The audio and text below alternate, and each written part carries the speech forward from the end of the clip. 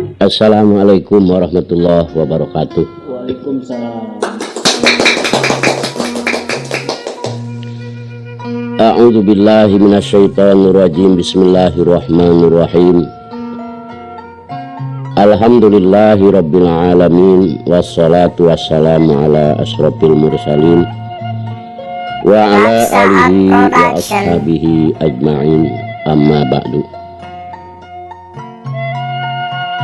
Para hadirin sadaya, alhamdulillah tipayun simkuring memanjatkan puji sinarang syukur kehadirat Allah subhanahu wa ta'ala. Salawat sinarang salamna anu mudah-mudahan dilimpahkeun ka junjungan urang sadaya nyaeta Kangjeng Nabi besar Muhammad sallallahu alaihi wasallam. Kangjeng Nabi Muhammad bin Abdullah, Abdullah bin Abdul Muttalib, Abdul Muttalib bin Hasim, Hasim bin Abdi Manaf, Abdi Manaf bin Qusay, Qusay bin Kilab, Kilab bin Lu'ay, Lu'ay bin Ka'ab, Ka'ab bin Mudar, Mudar bin Fihir, Fihir bin Malik, Malik bin Kinanah, Kinanah bin Huzaimah, Huzaimah bin Mudrikah, Mudrikah bin Ilyas, Ilyas bin Nador, Nador bin Nidar, Nidar bin Ma'ad, Ma'ad bin Adnan. Para hadirin, urang ieu sebagai umatna jelas urang anu ngabogaan rasa deudeuh cinta kana agama oge cinta ka nagara, terutami cinta ka junjunan urang Kangjeng Nabi besar Muhammad sallallahu alaihi wasallam. Namun mudah-mudahan urang lamun bener cinta kana agama atuh sing sadar beragama oge sing bisa ngabela kana ieu agama, sebab agama Islam teh hiji agama anu dipikaridho ku Allah. Ayeuna ieu lamun urang cinta ka nagara atuh sing sadar bernagara oge sing bisa ngabela ka ieu nagara, sebab ieu nagara teh anu menang hese bele ke urang. Oge ngarebut ieu nagara henteu gampang, menang nebus ku ratusan drum darah manusia. Wajar jeung pantes urang sabagara hayat di Indonesia ieu cinta ka nagara, sadar bernagara oge bisa ngabela ka ieu nagara. Anu salajengna para hadirin sadaya, simkuring bade nyarioskeun zaman kapungkur anu mudah-mudahan cariosan ieu sing ngajadikeun pamatri kasadayana dulur kaum muslimin muslimat anu dimana bae ayana. Sebab Islam jeung Islam teh dulur, kullu muslimin ikhwatun, umat Islam dimana bae ayana nyaeta dulur.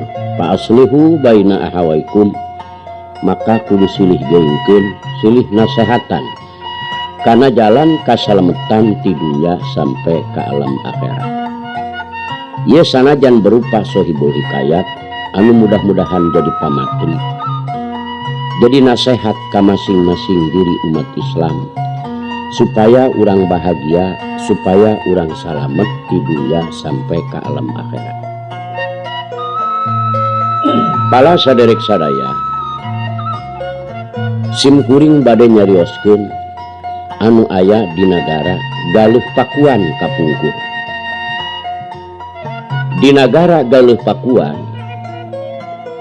anu ngagaduhan kakawasaan eta negara mun cara ayeuna mah presiden nyaeta jenenganana teh Raden Sumantri Adiningrat anu geus kaceluk ka awun-awun kaponcara kajana pria, ajujuluk adil pelamarta, lengahing gilang kancana, ngangomakuta binu kasiri tinaretes ing sosoca, asta gangga wiratanu perta asta.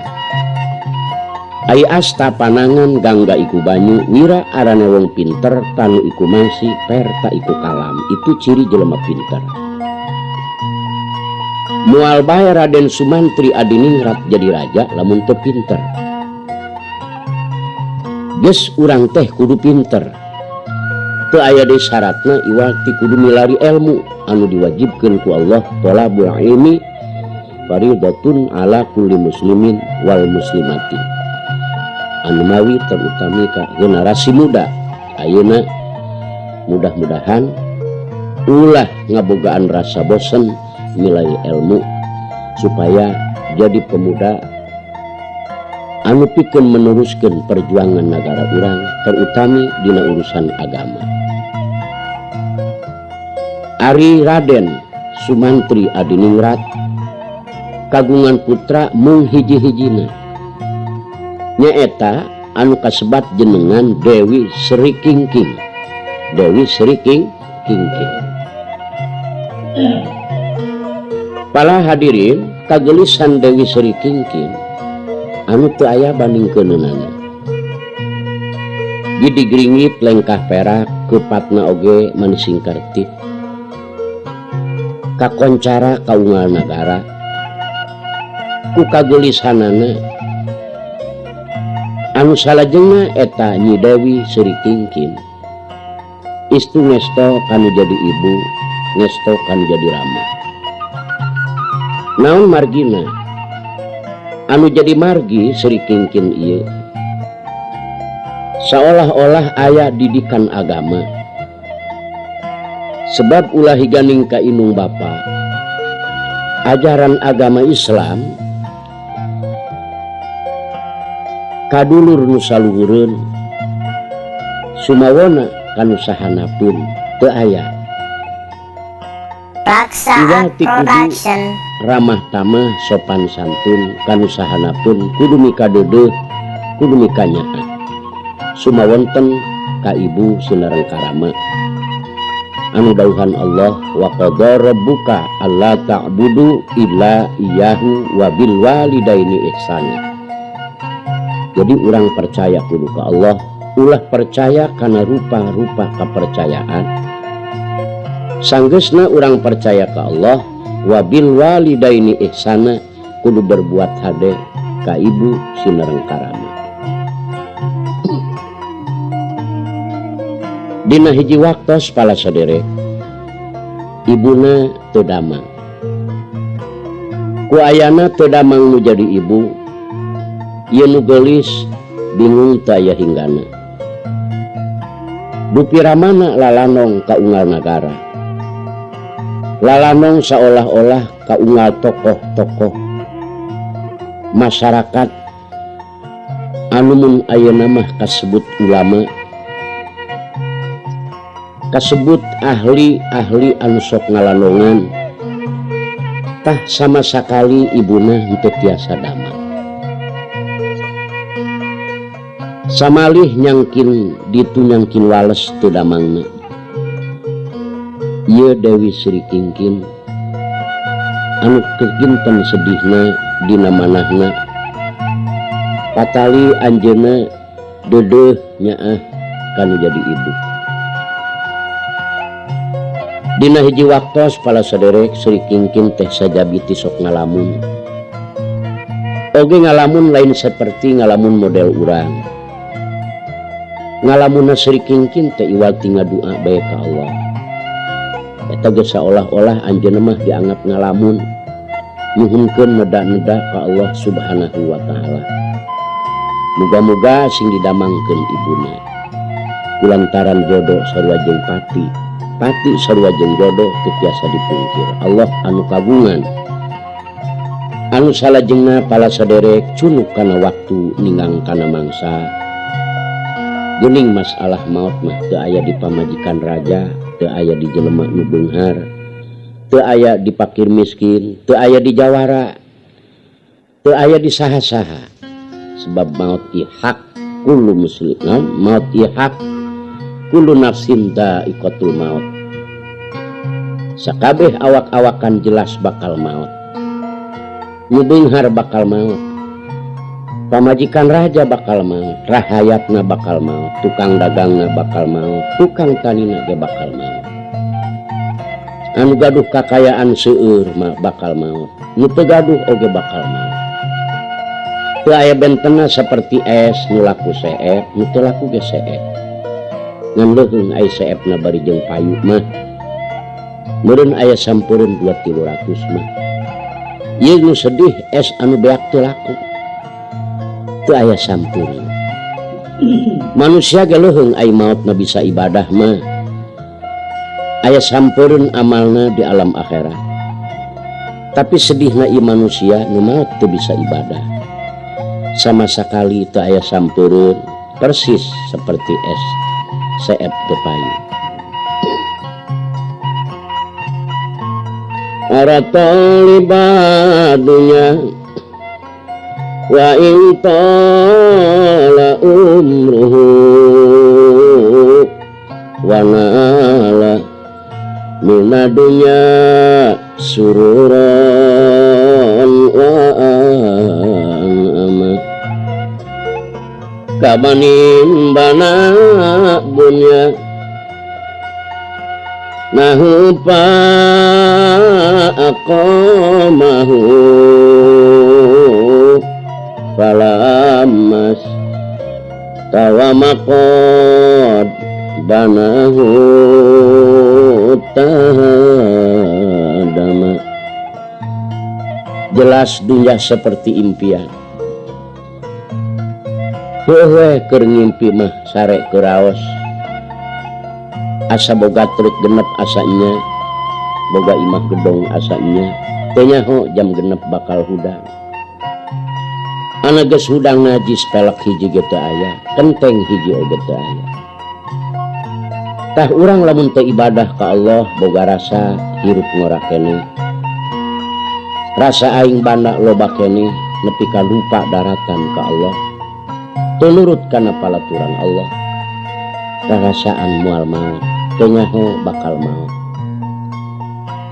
anu geus maot harta kakayaan sama sakali teu aya anu kacanak pala sadaya tah ieu Sri Kingking kulantaran parantos ningali kaayaan ibuna anu sakitu poharana repotna sedang menempuh sakaratil maut anu keur gawat pisan nya anu akhirna dugi kapupus inna lillahi wa inna ilaihi rajiun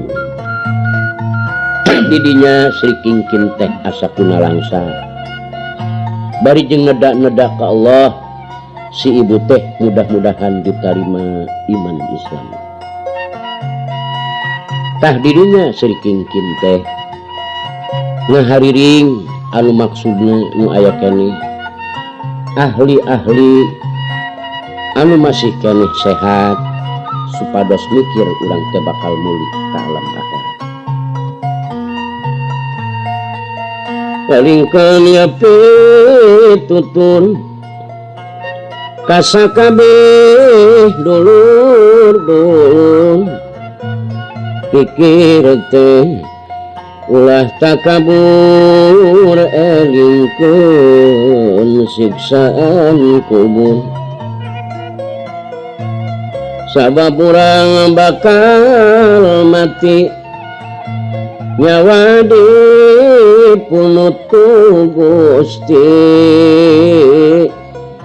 manan kudu hati-hati ibadah Raksa Production mati karasana kersa karat kadung kaliwat-liwat kana ibadah ngaliwat embung ngalampahkeun salat kadung kaliwat langkung hanteu nyembah maka yang agung sakarat nyarina langkung urang teh teu bisa embung nyawa jeung badan papisah dicabut ku malaikat loba jalma nu madorat nu hanteu nyembah ka Allah. Muga-muga singkat tarima iman Islam ibu. Kekeh Sri Kingkin teh ngadua baik ka Allah.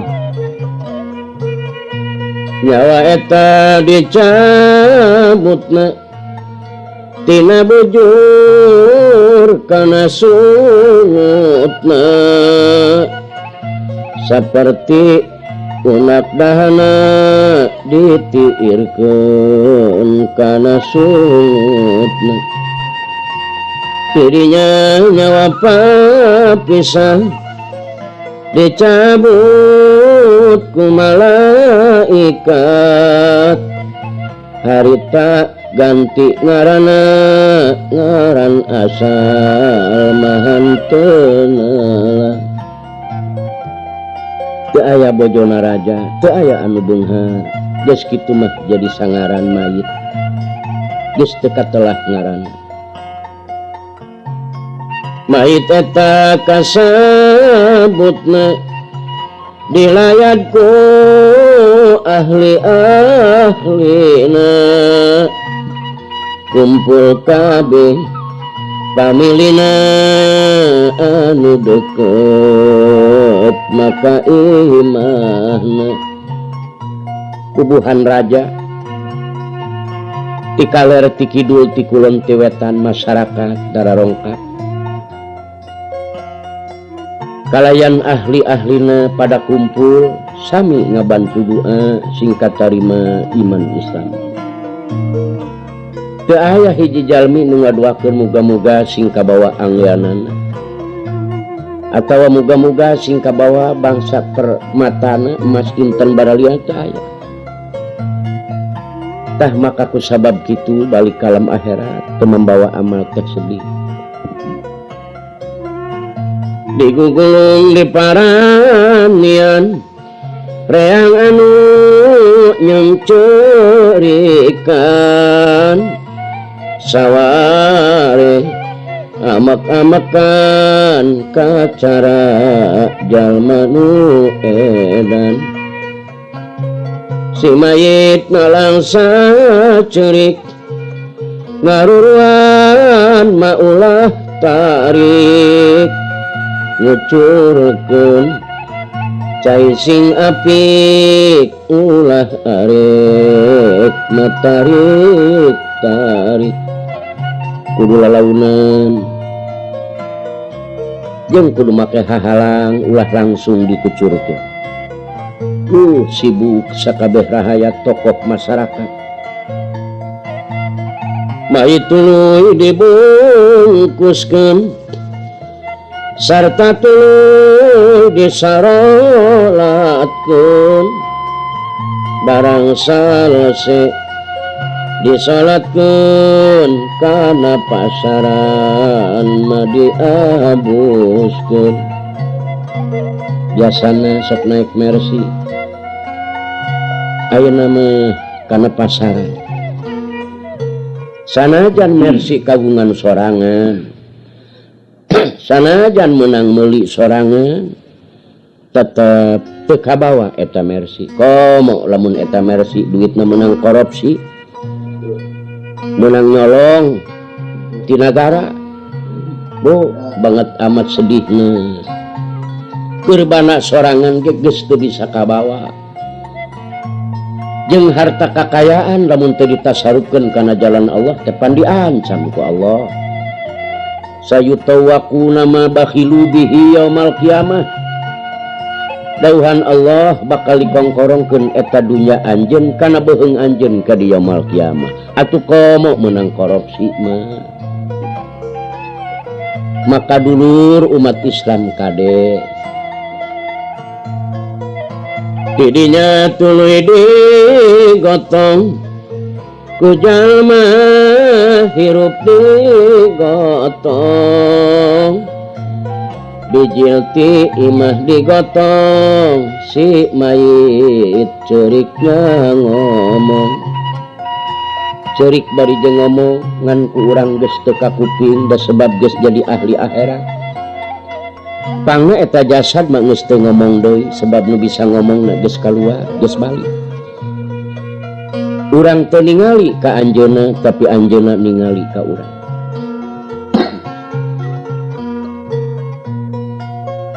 Eling-eling dulur kabeh jaga karasaku maneh cara kami pasti paeh ulah jongjon mah di dunya teh.